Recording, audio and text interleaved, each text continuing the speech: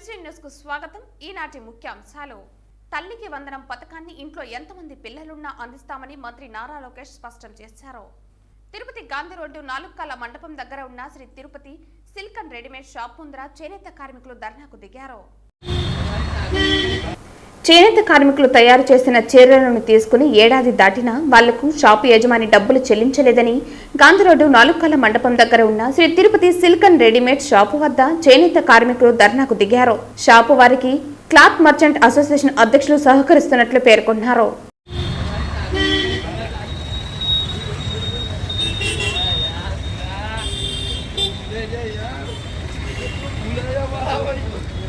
Tirupati Gandhi road దగ్గర ఉన్న 4 కాల మండపం దగ్గర తిరుపతి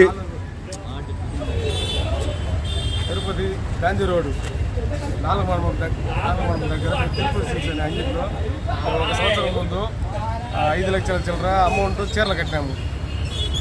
1 సంవత్సరం అయిపోయింది, ఇంతవరకు 1 పైసా కూడా ఇవ్వలేదు. మేము వచ్చి నెలకు 4 మాటలు 5 మాటలు వస్తాము, వారంలో 3 మాటలు 4 మాటలు వస్తుందని ఉన్నాము. పంపిస్తాను అని చెప్తాను. 7వ తారీఖు 15వ తారీఖు అని చెప్తుంటారు, కానీ వాళ్ళు ఇవ్వడం లేదు. వచ్చి కూర్చొని మా కష్టాన్ని చెప్పుకుంటే కూడా వాళ్ళు షాప్ ఓనర్ మమ్మల్ని కూర్చోబెట్టేసి వెళ్ళిపోయినాడు. ఇంతవరకు రాలే. ఉదయం నుంచి తిండి తిప్పలేకుండా కూర్చోన్నామండి. ముడుగు లేదా? మేము చేనేత కార్మికులు అండి. మేము చేనేత కార్మికులు ఈ మధ్య తిరుమల సిల్క్ ఒకటి స్వస్తి స్వదేశంలో 2 లక్షల పైన ఇచ్చినాము. 2 అంకెలు మమ్మల్ని ఏమారుస్తాను 1 సంవత్సరంగా. వీళ్ళు చేసే పద్ధతి ఇదైనా వీళ్ళు సేట్లు రాజస్థాన్ నుంచి వచ్చేసి ఊరి నుంచి మమ్మల్ని ఏమారుస్తాను.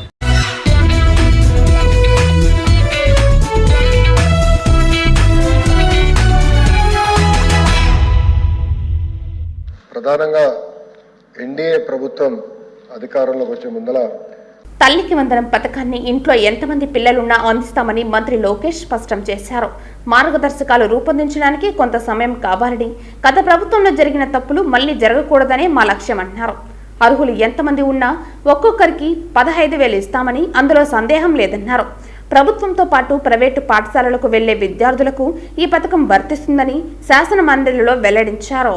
చాలా స్పష్టంగా ఎంతమంది బిడ్డలు ఉంటే అంతమంది బిడ్డలకి ఇస్తామని హామీ ఇస్తాం జరిగింది. ఆ హామీకి మేము కట్టుబడి ఉన్నాం. రెండో అంశం అధ్యక్ష, అందుకే గైడ్ లైన్స్ రూపొందించడానికి కొంచెం సమయం కావాలని అడిగాం. నేను కూడా ఇది కొంచెం సీరియస్గా తీసుకుంటున్నా.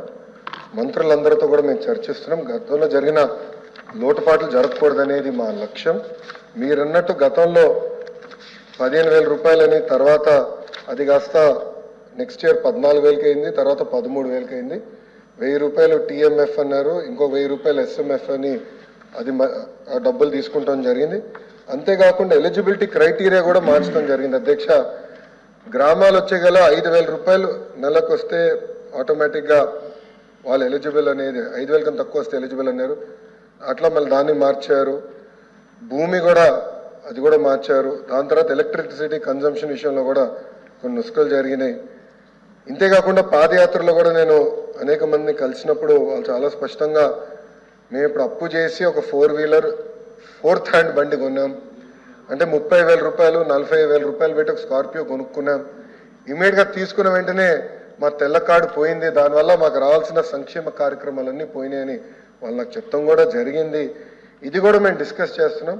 ఎందుకంటే గ్రామ సచివాలయం, వార్డు సచివాలయాలు స్వామి గారి కింద ఉంది, మళ్ళీ ఆర్టీజీ నా కింద ఉంది. మీ ఇద్దరం కూర్చుని డేటాని కూడా ప్యూరిఫై చేయాలి, పకడ్బందీగా ఇది అమలు చేయాలనేది లక్ష్యంతో మేము చేస్తున్నాం అధ్యక్ష.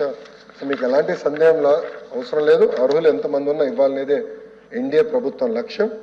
అది మేము సాధిస్తాం. రెండోది, ఇది బోర్డు ప్రభుత్వం ప్రైవేట్ పాఠశాలలకు వెళ్ళే విద్యార్థులకి వర్తిస్తుంది. ఇంకో పక్కన పెద్దలు అన్నట్టు అధ్యక్ష, 2019 నుంచి 24తో పోల్చితే ప్రభుత్వ పాఠశాలలో సుమారుగా 72,000 మంది విద్యార్థులు తగ్గారు అధ్యక్ష. ఇది కూడా మేము చర్చిస్తున్నాం. ఎందుకంటే నాడు నేడు కార్యక్రమం ద్వారా వేలాది కోట్ల రూపాయలు ఖర్చు పెట్టిన విషయం వాస్తవం. కానీ ఎందుకు విద్యార్థులు తగ్గారు? గత ప్రభుత్వం సిబిఎస్ఈ తీసుకొచ్చింది, సిబిఎస్ఈ మళ్ళీ బోర్డు ఎగ్జామ్స్ అని పెట్టారు, తర్వాత ఐబీ గురించి ప్రస్తావించారు, టోఫుల్ గురించి కూడా ఒక ప్రశ్న ఉంది, దాని గురించి కూడా మాట్లాడతారు. కానీ నిర్ణయాలు తీసుకున్నప్పుడు, విద్యారంగంలో నిర్ణయాలు తీసుకున్నప్పుడు చర్చించాల్సిన అవసరం ఉంది. యూనియన్లతో మాట్లాడాలి, ఉపాధ్యాయులతో మాట్లాడాలి, అందరినీ కూర్చోబెట్టి ఆమోద్యమైన పరిష్కారం వెతకాల్సిన అవసరం ఉంది అధ్యక్ష. నీ జర్క్ రియాక్షన్ తీసుకోవాల్సిన అవసరం లేదు. అందుకే మీరు చూస్తే నేను మంత్రి కరెక్ట్ ఈ రోజుతో నెల అయింది. నేను ఛార్జ్ తీసుకుని నేను కూడా అధికారులు చెప్పేది ఒకటే, రాబోయే సంవత్సరం ఏం చేయబోతున్నాం రోడ్ మ్యాప్ వేద్దాం, అందరితో చర్చిద్దాం, సంఘాలు అందరినీ కూర్చోబెడదాం, మాట్లాడదాం, వచ్చే సంవత్సరం నుంచి అమలు చేద్దాం. నాకు నచ్చింది కనుక ఇది ఇద్దాం, నాకు నచ్చలేదు కనుక ఇది తీసేద్దాం అనేది కరెక్ట్ కాదు. చర్చించిన తర్వాత నేను నిర్ణయం తీసుకుందాం అనేది ఒక లక్ష్యంగా మేము పెట్టుకున్నాం. పెద్దలు వెంకటేశ్వర గారు అన్నట్టు వాస్తవం, ప్రభుత్వ పాఠశాలలో అడ్మిషన్స్ తగ్గుతున్నాయి, అంటే ఎలాంటి సందేహం లేదు. ఒక పక్కన ఎన్డీఏ ప్రభుత్వం రిక్రూట్మెంట్ కూడా చేస్తుంది. మీరు చూసారు, దాదాపు 16,000 మంది ఉపాధ్యాయుల రిక్రూట్మెంట్కి మేము తొలి అడిగేసాం. అది మేము నెక్స్ట్ అకాడమిక్ ఇయర్కి మేము పూర్తి చేస్తాం. కానీ ఇంకో పక్కన చూస్తే దాదాపు 11,000 పాఠశాలలో 10 కన్నా తక్కువ మంది విద్యార్థులు ఉన్నారు. ఎందుకున్నారు, ఎలా అడ్మిషన్స్ పెంచాలి, నాణ్యత ఎలా పెంచాలి, అసెస్మెంట్ ఎలా చేయాలి, టెక్నాలజీతో జోడించి ఎలా చేయాలి, first grade, second grade, third grade pressure లేకుండా సిస్టమేటిక్ ఎట్లా చేయాలనేది కూడా మేము చర్చిస్తున్నాం. పక్క రాష్ట్రాల్లో కూడా ఏం జరుగుతుందో మేము చూస్తున్నాం. అటు ఉత్తరప్రదేశ్లో ఒక మోడల్ ఉంది, ఢిల్లీలో ఒక మోడల్ ఉంది, పక్క రాష్ట్రాల్లో కూడా ఏం జరుగుతుందో అందరం చర్చిస్తున్నాం. అధికారులు కూడా ఒక టీం వేసాం, వాళ్ళు కూడా వెళ్ళి చూస్తున్నారు. వాళ్ళు నివేదిక ఇచ్చినా నేను కూడా వెళ్ళాలనుకుంటున్నా. వెళ్ళి ఏం చేస్తున్నారో మోడల్ చూసి మన రాష్ట్రానికి కరెక్ట్ మోడల్ ఏంటనేది రూపొందించి అది మీ ముందర పెట్టి అందరు అభిప్రాయాలు తీసుకున్న తర్వాత మళ్ళీ ఆంధ్ర రాష్ట్ర ప్రజలు తల్లిదండ్రులు ముందలు పెడతా వాళ్ళ అభిప్రాయాలు సేకరణ తర్వాతనే వచ్చే అకాడమిక్ ఇయర్ నుంచి మేము